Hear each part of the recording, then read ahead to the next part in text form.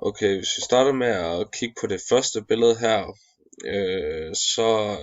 så ved vi ud fra titlen Grækermessen, at der er i gang med at foregå en messe, øh,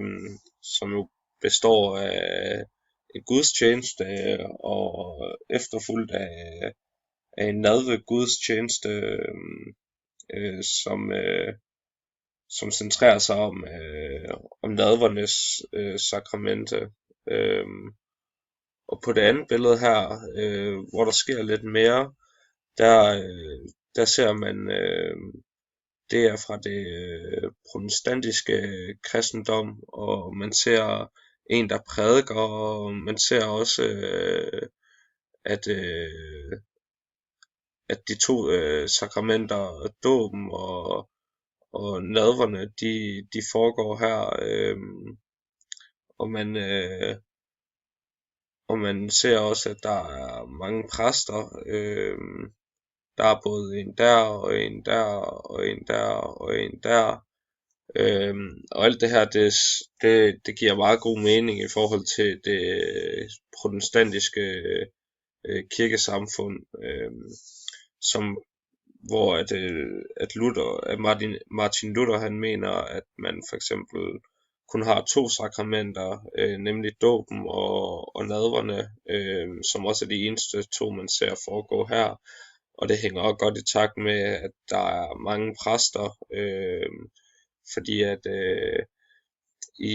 Martin Luthers opfattelse, så så er så enhver kristen, så enhver troende kristen en præst på jorden,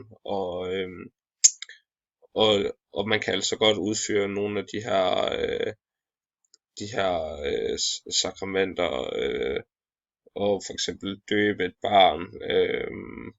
selvom at man ikke er nødvendigvis er præst. Han gik lidt ind for, at man fjernede hele den der mellemmand der var mellem menneske og Gud, i form af præsten, som der stadig er i de katolske kirkesamfund. Og han mener desuden også, at man kan finde, at måden man finder frelse på, det er ren og skær gennem troen til Gud, som ikke kan komme overfladisk, som ikke kan være påsat. Det er noget man det kommer i form af en tillid, og den kan man altså ikke fake, hvis man kan sige det på den måde. Og hvad det hedder, og så ser man også her,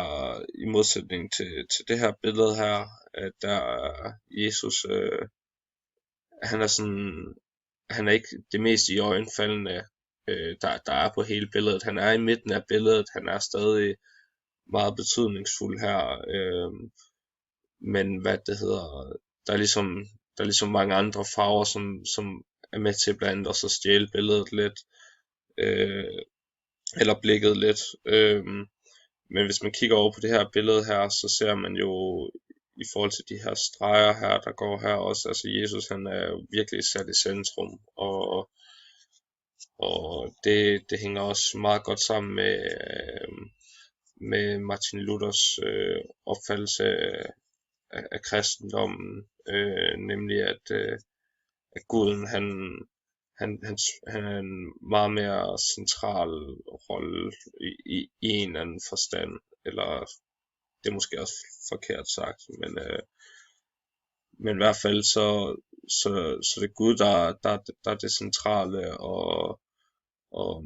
menneskets tro på Gud, og ja, det tror jeg sådan lidt var det, jeg ville sige.